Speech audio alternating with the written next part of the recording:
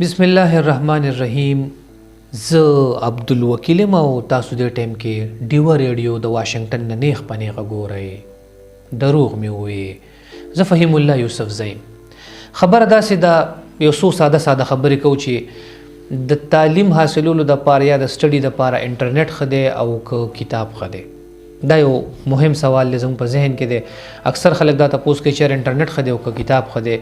که ما نه څوک تپوس وکړي چې یاره سټډي په انټرنیټ ښه ده، لکه ته یو کتاب وې، مثال په توګه د تاریخ کتاب وې، د فلسفي کتاب وې، منطق، لاجیک، هر یو شی چې ته اني سارت آف بک وې، نو ته په انټرنیټ هغه ووایې نو ښه ده. په انټرنیټ سرچ کې لکه پی ډي اف کې تا ته میلو شي. او که ته چېرې هغه په هارډ فارم کې په یو لایبررۍ کې واخلي یا ته په یو کتابونو دکان کې واخلي، راوړې کور ته، په کور کې بیا د هغې سټډي وکړي، نو ښه ده.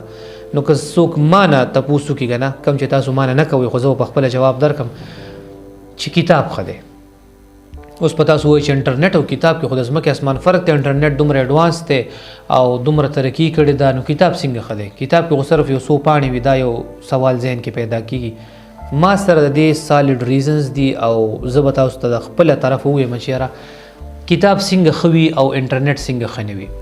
نو خبره دا ضروره چې یو مثال به واخلو. لکه مثال په توګه باندې ته د باچا خان تاریخ پړاول غواړې او هغې دپاره ته لاړ شي، د کتابونو د دکان نه یو کتاب راواخلې، کور ته راوړي، کتاب ووایې او بس تا د باچا خان تاریخ ووایې، تا ته پته ولګېده باچا خان څوک و، د کوم ځای و، کله پیدا شو، کله وفات شو او کارنامې یې څه دي، نو خبره ختمه. آن د ادر هینډ ته لاړ شي انټرنیټ ته، کتاب په هارډ فارم کې نه لې، صحیح شو. ته انټرنیټ ته لاړې، په انټرنیټ باندې تا سرچ وکړو، ودې لیکل چې یاره باچا خان، د هغه ویکیپیډیا کولو شوه. اوس خبره داره چې د هغه په تاریخ کې ته لګیا وې چې یاره باچا خان دې ځای کې پیدا شوی او دا کارنامه یې کړې وه، دا و دا و دا و دا و دا مې بي چې په هغې کې یو لفظ لیکلی وي چې یاره باچا خان مرکز. ته به په باچا خان مرکز کلیک کې، لکه نارملي موږ هم داسې کوو. باچا خان مرکز چې د کلیک کو، په هغې کې به لیکلي موسیقي، په میوزیک، ته په میوزیک باندې کلیک کې، چې ته په میوزیک باندې کلیک کې ورو په هغې کې به لیکلي چې گلزار عالم، نو ته په گلزار عالم صاحب کلیک کې، چې په گلزار عالم صاحب کلیک کې د هغه ټولې البمې به کولو شي، د هغه ټولې ټپې به کولو شي، د هغه ټولې غانې به کولو شي. نو خبره د باچا خان د تاریخ نه لاړه گلزار عالم صاحب ته، او د گلزار عالم صاحب نه لاړه یوټیوب ته، د یوټیوب نه لاړه هینډ فري په غوږونو کې ورکه، غانې دې واورېدې او سملاستې، او بس کیسه لاړه ګواټېله او تر هغې پراټېله. نو دا مسله په انټرنیټ کې شته، او دا خو زه خو ډېره فیس کوم، امید لرم چې تاسو به هم فیس کوئ. د انټرنیټ دا ډېر غټ نقصان دی، تاله آپشنې ډېرې بې اندازې درکوي. یو خو خلک مان دا تپوس کوي ته را تورې چشمې ولې اچې، چې تورې چشمې نه اچوم نو سپینې چشمې واچوم، نو دیر فور زه تورې چشمې اچوم. د ویډیو دویمې برخې ته راځو. لومړنۍ خبره خو تاسو واورېده چې یاره انټرنیټ مسایل جوړوي او کتاب یو ساده څیز دی وروره، صرف ټو د پوینټ خبرې پکې، او چې ستا کوم ریلیټډ ټاپک دی، کوم ریلیټډ ایشو دی، هغه سالف کړي او بس خبره ختمه. آن د ادر هینډ انټرنیټ تاله دومره آپشنې درکړي، دومره بسیار پکې هر څه پراته دي چې یو ځای نه به یو خوا ځې، بل ځای نه به بل خوا ځې، بل ځای نه به بل خوا ځې، نو خبره به د اسلامي بکس نه شروع شي او د انګلیش په فلم ختمه شي.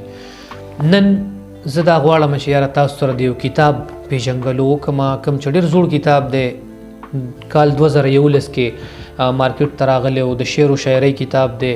زه یم چې د هغې تاسو سره پېژنګلو وکړم، چونکې زما چینل انټرټینمنټ بیس دی، زه څه داسې سکالر نه یم، نه زه ستاسو په وړاندې مفتي طارق مسعود صاحب یم چې زه به تاسو ته اسلامي خبرې کوم. دا انټرټینمنټ بیس چینل دی او په دې کې زه دا غواړم چې تاسو ته انټرټینمنټ پرووایډ کړم. نو نن یو کتاب زما په لاس کې دی، په هغې یو څو خبرې کوو. خو د کتاب د پېژنګلو نه یا په کتاب چې مونږ کله کتاب ایکسپلور کړو د هغې نه وړاندې زه تاسو ته یو ورپوټې شانتې یو آنریبل ریکویسټ کوم. هغه دا دی ورو چې خپله مینه، خپله توجه دا ټوله د کتاب او د قلم طرف ته کوي. یقینو کوي کم قومونه چې کامیاب دي هغوی د قلم او د کتاب طرف ته ډېر زیات تکل کړی دی. چونکې نن خو زما په لاس کې دا یې ساینسي کتاب نه دی، نه دا د فلسفې یا د منطق کتاب ما نیولی دی، نه مې درته د افلاطون فارمولې راوړي دي. خو انټرټینمنټ چینل دی، په دې به موږ د انټرټینمنټ کتاب لاس کې نیسو. د شعر و شاعرۍ کتاب دی را سره، خو بیا هم دا کتاب دی او د کتاب سره مینه ډېره ضروري ده، ځکه چې ته د پښتو د شعر و شاعرۍ سره تعلق ساتې نو ته به د خپل کلتور او د خپل تهذیب نه همیشه واقفه پاتې کېږي. ګنې ان قریب مونږ به انشاءالله خدای دې نه کړي مونږ نه به دا خپل کلتور ایري او موږ په ګډو وډو سره یو. دا یو کتاب دی، تاسو یې کتلی شئ. د دې کتاب نوم دی زیړ مازدیګری په پېښور کې دی. دا تاسو ته الټه ښکاري. الټه ولې ښکاري؟ ما سیلفي لګولې ده، په سیلفۍ کې هر یو شی الټه ښکاري. اوس یا خو زه د سیلفۍ په سیټینګ نه پوهېږم او یا سیلفۍ کې هر څه الټه ښکاري، خو دا الټه دی. مطلب زما دا سپېږمه دې ټایم دې طرف ته ده او دا سپېږمه دې ټایم دې طرف ته ده. دا الټه پلټه سیستم دی. والله اعلم. بهرحال دا تاسو ته الټه ښکاري، خو دا یې لیکلي دي چې زیړ مازدیګری په پېښور کې دی. د ډاکټر اسرار اتل صاحب کتاب دی. په کال 2011 کې شایع شوی او ډېر زیات مشهور و. څو ځل چاپاو شو، بیا ختم شي، بیا چاپ شي، بیا ختم شي. ما سره هم د دې کتاب یو 3-4 کاله وشو پروت دی. ما وی راشئ نن د خپلو ملګرو سره شریکومه چې لږ شانتې دوی ته پته ولګي چې یاره په دې کتاب کې دننه څه دي. کتاب چې کولو کې څه ټایم چې کتاب کولو کې وروره نو په دې کې بسم الله لیکلی شوې ده او دا په هر کتاب کې لیکلی شوې، ډېره ښه خبره ده. هغې نه بعد بیا مختلفو شاعرانو ایز یوزول په دې رڼا اچولې ده چې یاره دا ډېر ښه کتاب دی او د خپلو خیالاتو اظهار یې پرې کړی دی. نو دا اجمل خټک صاحب هم پکې خبرې کړي ډېرې ښکلې، بلکې اجمل خټک صاحب پکې په خپل لاس لیکل کړي دي. نو دا ډېرې ښې خبرې دي او دا چې دی نو دې سره سره بچی د لوی شه مخکې چې لاړ شي نو بیا دې کې د شعر و شاعرۍ آغاز وشي. او دا کتاب چې ته څومره وې تاله به خوند درکوي. لکه په دې کې یو شعر دی، ورکوټی غوندې شعر دی چې وایي دا د حجرو او جوماتونو وطن، د محبت د اذانونو وطن، د ننګ ناموس د غیرتونو تاریخ، دا د پیړو او د عمرونو وطن پاکستان یادوي. نو چې دا کتاب څه ټایم ما وینو لکه نور شعرونه خو په دې کې ډېر زیات ښه دي او ډېر زړه پورې شعرونه دي، ځکه چې اتل صاحب بذات خود پروفیسر صاحب دی او ډېر قابل سړی دی، ګولډ میډلیسټ دی په پښتو کې. نو زه به تاسو ته په دې کې انتخاب کوم او منتخب چې کوم شعرونه دي زه به تاسو ته هغه وړاندې کوم. لکه مثال په 29مه صفحه باندې په دې کې یو شعر دی، دا بلکې سوري یو غزل دی او هغه غزل چې ما څه ټایم کې لوستل شروع کړو نو ما وی چې لکه تا خو ما چېرته اورېدلی دی. وایي هغه د باران لیونۍ شپه راته لا یاده ده، ژوند ستا تندک تندک کیسه راته لا یاده ده. بالکل دا د کرن خان یو ګانه ده، د هغه یو غزل دی او وایي ما درنه د خپلې مزدورۍ پوښتنه کړې وه، یا د کلي خانه ستا غوسه راته لا یاده ده. نو دا خو چې زه موجود یم او مایک هم وي او ټایم هم ښه وي او بالفاظ دیګر د کچالانو تال مې هم لګولی نو بیا چې زه په طرز کې ونه ویم نو دا خو کیدی نه شي. نو لحاظه طرز کې درته ویم چې د کرن خان دا غزل په دې کتاب کې موجود دی. ما درنه د خپلې مزدورۍ پوښتنه کړې وه، ما درنه د خپلې مزدورۍ پوښتنه کړې وه، یا د کلي خانه ستا غوسه راته لا یاده ده. نو دا هم په دې کتاب کې دا غزل شته. مخکې چې لاړ شي نو ډېرې مزیدارې خبرې دي په دې کتاب کې او لکه مثال په طور هر یو شعر د یو نه بل ښکلی دی او بل نه بل ښکلی دی. نو ستا د دیدنونو د باران سره یاري کوم او زه څه لیونی یم د ارمان سره یاري کوم، ستا د ښایستونو ښار زما د محبت کلی او څه په تصور کې د خپل ځان سره یاري کوم. ډېر زبردست، ډېر ښه، آوټسټینډینګ. بیا چې لږ مخکې لاړ شي نو په دې کتاب کې په 45مه پاڼه باندې د اتل صاحب هغه مشهور غزل، هغه مشهوره شاعري موجود ده کوم چې په انټرنیټ ډېره زیاته وایرل و. هغه ټایم سره د نن نه 11 کاله وړاندې که تاسو ماضۍ ته لاړ شئ چېرې د شک او د ګمان د کوره نه وځي دا خلک، په ځان مین د ځان د کوره نه وځي دا خلک، د دوی د عقیدې لپاره دا خبره بسته، د ژوند او د جانان د کوره نه وځي دا خلک. نو دا هم د دې کتاب حصه ده. او دا چې رنګونه د جلال او د جمال ګورم، زه ستا په سترګو کې د خپلې مینې فال ګورم، ساقي منکر د اسمان هم وریځې نه راولي، زه مدمې له چرته سورې ستا د شال ګورم. ډېر آوټسټینډینګ، ډېر ښه.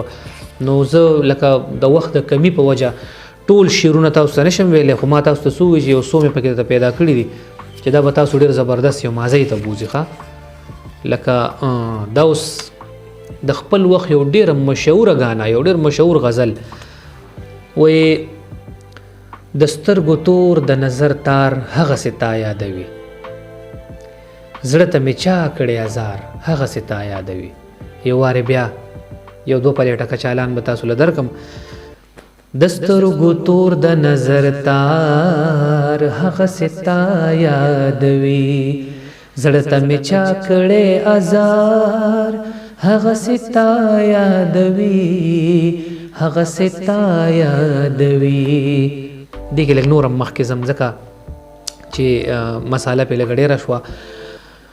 او د پېښور خو کله چا پسې جړلي نه دي، د پېښور خو کله چا پسې جړلي نه دي، څه بلا شوې په دې ښار هغسې تا یادوي. نو واو آوټسټینډینګ یار، ډېر زبردست.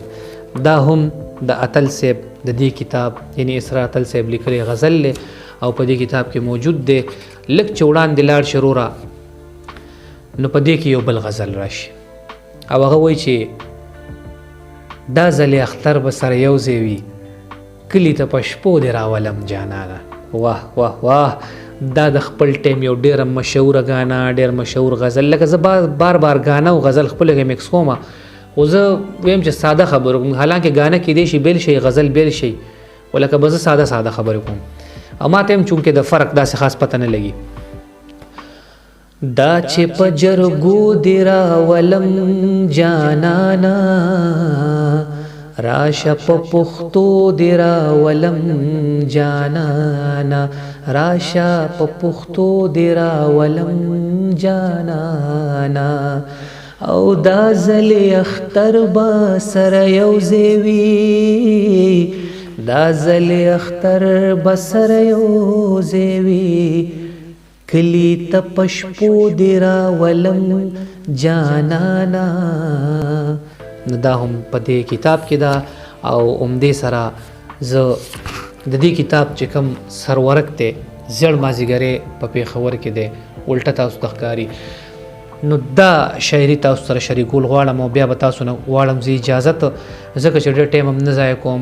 تاسو به خامخا فلم هم کتل غواړي، ټیک ټاک سنیک ویډیو دی له هم ټایم ورکول پکار دی، فیسبوک دغه شان د غیبت میبت هم کول پکار دی. نو زه غواړم چې زر تر زر دا خپله ویډیو راټوله کړمه. د دې کتاب چې کوم ټایټل دی هغه د زیړ مازیګری په پېښور کې دی. دا درته ویم او بیا به تاسو نه اجازت غواړم، خو یاد وساتئ د ویډیو مقصد انټرټینمنټ هم دی، خو د ویډیو مقصد دا دی چې کتاب سره مینه پیدا کړئ. اګه ستاسو د شاعرۍ کتاب نه خوښ، دینی کتاب واخله، حدیثو کتاب واخله، چېرته یو فلسفي یا چې هر یو any sort of book تاسو اخیستی شئ، هغې سره تاسو مینه پیدا کولی شئ. خو په انټرنیټ کې ګورئ نو کتاب کم او نور مواد به ته زیات ملاوي. او اختتام به ضرور د انګلیش په فلم کېږي. نو دا وورئ چې زیړ مازیګری په پېښور کې دی، بیا مو ماښامې په پېښور کې دی، څه بلا په خلکو باندې شوې ده، سوری که زړی په پېښور کې دی، او زړی د تمامې پښتونخوا ګڼم، کور مې د جرګې په پېښور کې دی. هر یو لیونی د لیونو محسن، هر د کار سړی په پېښور کې دی، او مونږ ترې سندرې جوړې کړي دي، سانده که زبرګې په پېښور کې دی. مونږ ته چې خپل کور تنور کړی دی، مونږ ته چې خپل کور تنور کړی دی، لاس چرته پردی په پېښور کې دی. او خلک پکې ورک شي او بېمینې شي، خلک پکې ورک شي او بېمینې شي، دغه یو کمی په پېښور کې دی. هغه چې له کلي نه ورک شوی و یار، هغه سړی په پېښور کې دی. زړه یې راله څومره کړولی دی، بیا مې هم زړګی په پېښور کې دی. او بوی پکې اتله د بارودو دی، هر خوا شین لوګی په پېښور کې دی. نو همدې سره زما او ستاسو چې کومه ملګرتیا و هغه پای تکمیل ته ورسېده. اجازت غواړو د خدای په امان، د غوا دالان. پاکستان زندہ باد.